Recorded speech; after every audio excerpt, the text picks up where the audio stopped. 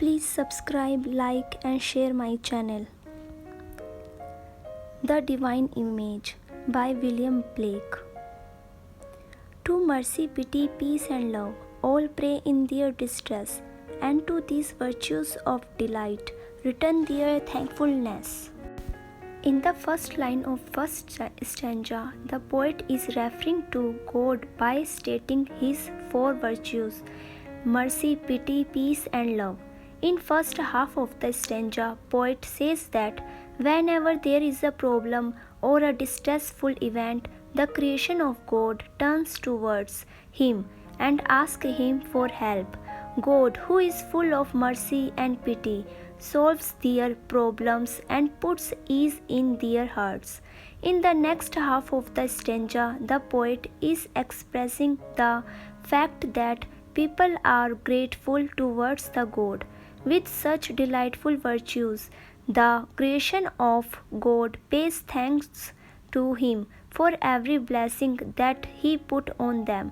So if there is a calamity or when the calamity is dissolved, God's creation looks up at him at all times because of his wonderful qualities. First stanza की पहली line में poet अपने चार गुणों दया, करुणा, शांति और प्रेम को बताते हुए ईश्वर का उल्लेख कर रहा है।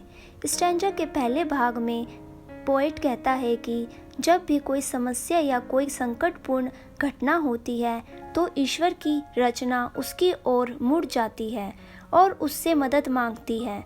भगवान जो दया और करुणा से भरे हुए हैं, उनकी समस्याओं का समाधान करते हैं और उनके दिलों में आराम करते हैं।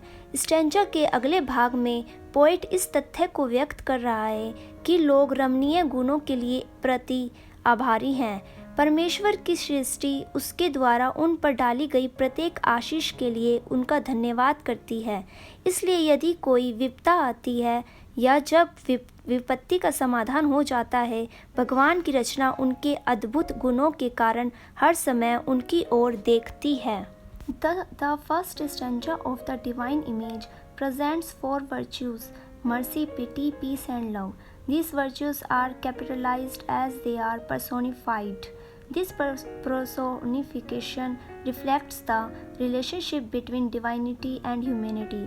Moreover, these virtues become objects of prayer in case of distress and should be cherished and praised.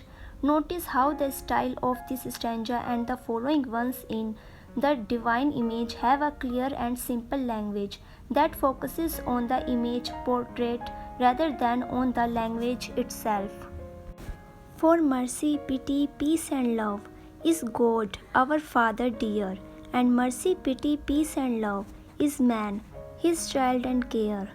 In the first two lines of second stanza, the poet restates his idea that God is made with mercy, pity, peace and love. He also uses the word Father for God because as a father takes care of his children, God takes care of us. In the rest of stanza, Blake refers to humans as children of God because we are his creation.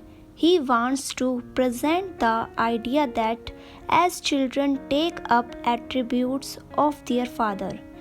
Just like that, God's attributes have been passed on to his creation.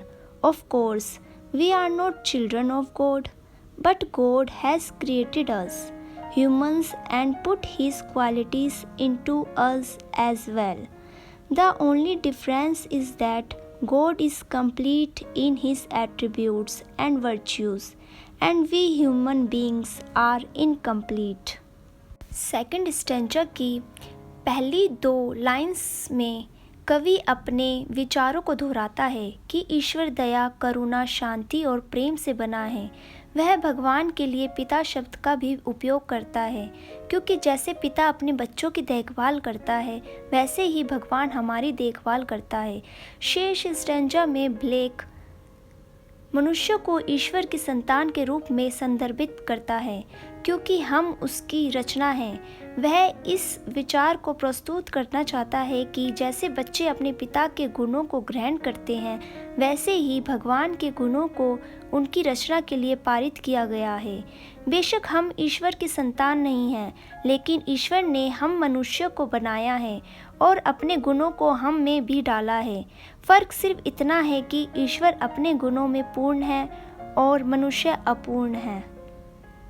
The second stanza links the virtues to God and to man. The lyrical voice references the virtues again, and they are directly related to God. For mercy, pity, peace, and love is God, our Father dear. After that, these same virtues are related to man, and mercy, pity, peace, and love is man is his child and care. Notice the repetition of the virtues and how they form a unity between divinity and humanity. This relation between God and man is emphasized by the father-child relationship established after the mention of the two words. The bond between divinity and humanity is thus presented strongly. For mercy has a human heart, pity a human face, and love the human form divine, and peace the human dress.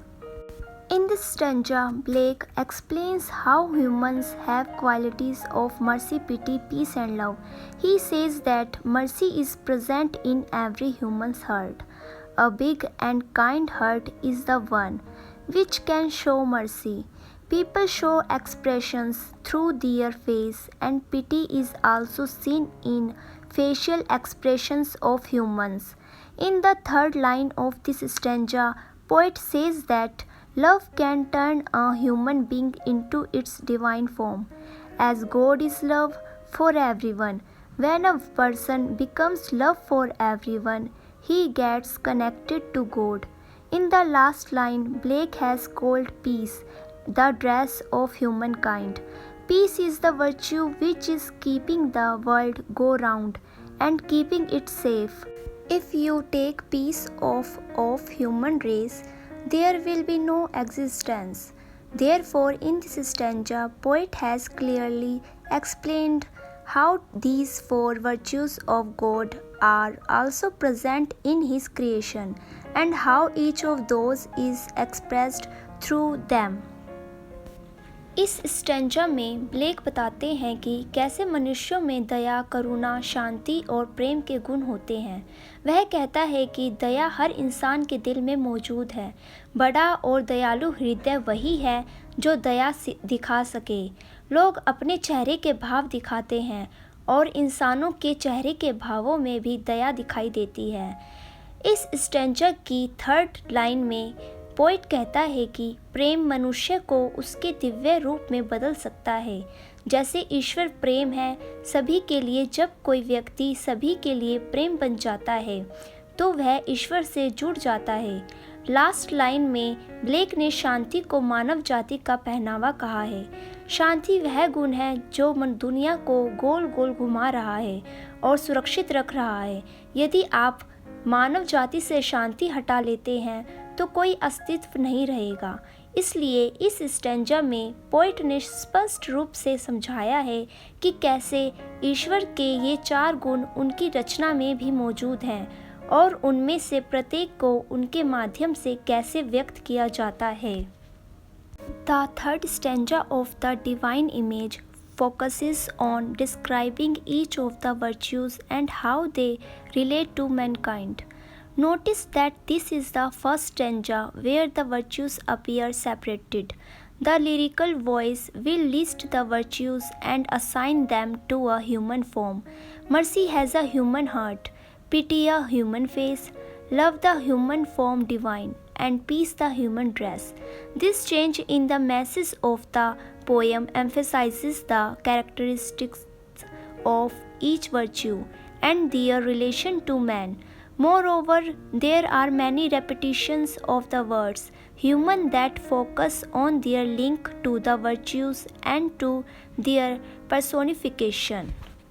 Then every man of every clime that prays in his distress prays to the human form divine, love, mercy, pity, peace. In this stanza, poet expresses his idea that when anyone prays in events of distress, they are actually praying for love, mercy, peace, and pity. These are the four virtues which turn humans into their highest form, the divine form. So people of every region, climate, or place ask and pray for these. In this stanza, poet is also showing how every human is the same, as they seek the same things. Also note that Blake has put love first in this stanza in a list of virtues, as love is the most dominant and most important part of the divine form.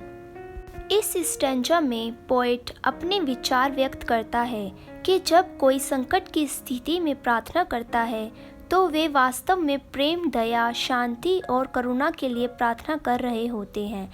ये चार गुण हैं जो मनुष्य को उनके सर्वोच्च रूप, दिव्य रूप में बदल देते हैं। इसलिए हर क्षेत्र, जलवायु या स्थान के लोग इनके लिए पूछते हैं और प्रार्थना करते हैं। इस स्टैंजा में पोएट यह भी दिखा रहा है कि कैसे हर इंसान एक जैसा होता है, जैसे वे एक जैसी चीज़ों की तलाश करते हैं। साथ ही ध्यान दें कि ब्लेक ने इस श्लोक में प्रेम को गुणों की सूची में प्रथम स्थान दिया है, क्योंकि प्रेम दैवीय रूप का सबसे प्रभावशाली और सबसे महत्वपूर्ण हिस्सा है। The fourth stanza furthers on the link between the virtues and humanity. According to the lyrical voice, these virtues are always in every man of every clime in their prayers. Again, this furthers the human aspect of these virtues and continues building a strong relationship between humanity and divinity. This can be seen especially when the lyrical voice says that all prayers are to the human form divine. Notice how the quatrain ends by repeating the virtues together as mentioned in the previous stanzas of the divine image. And all must love the human form in heathen, Turk, or Jew.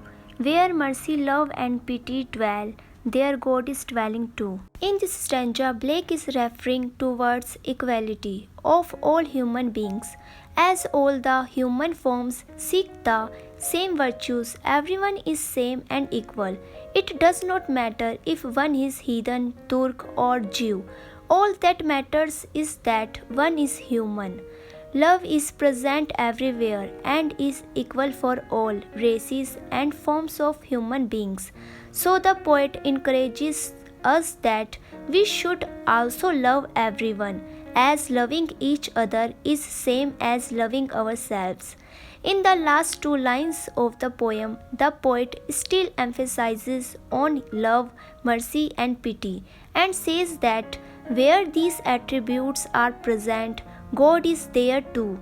God is with the person who exercises these qualities and has special regard for this type of human.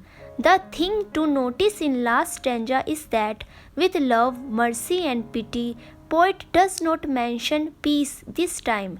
It can be for mocking the present human race, as there is very little peace present among us and everyone. Every state and race has hatred for each other.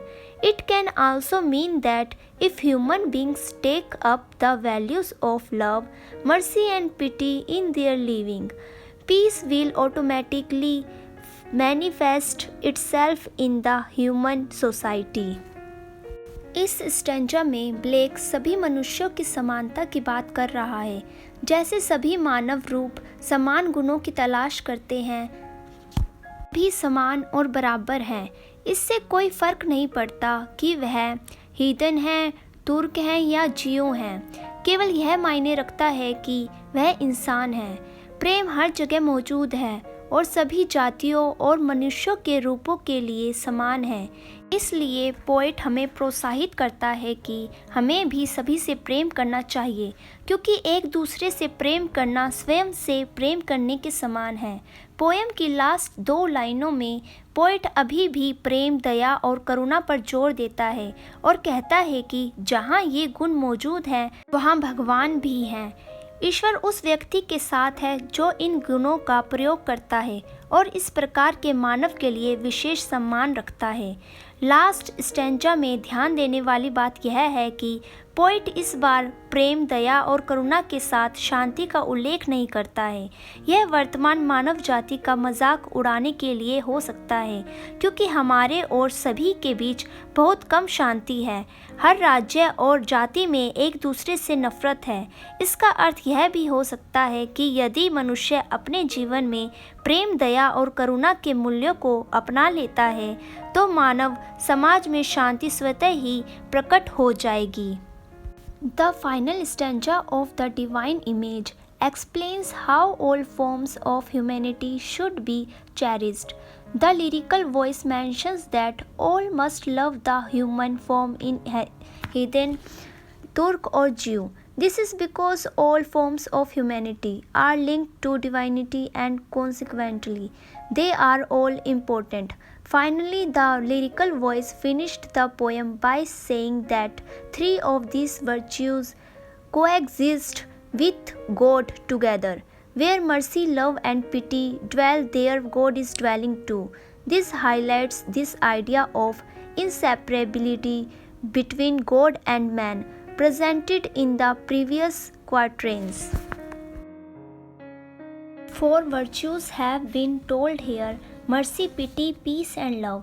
In the direct terms, the simplicity of its statement and its ballad meter remind us of the hymns of Isaac Watts and other hymn writers who influenced Blake. These qualities are identified with God and his child, man. God dwells in man, hence the human form is divine. To love man is to love God.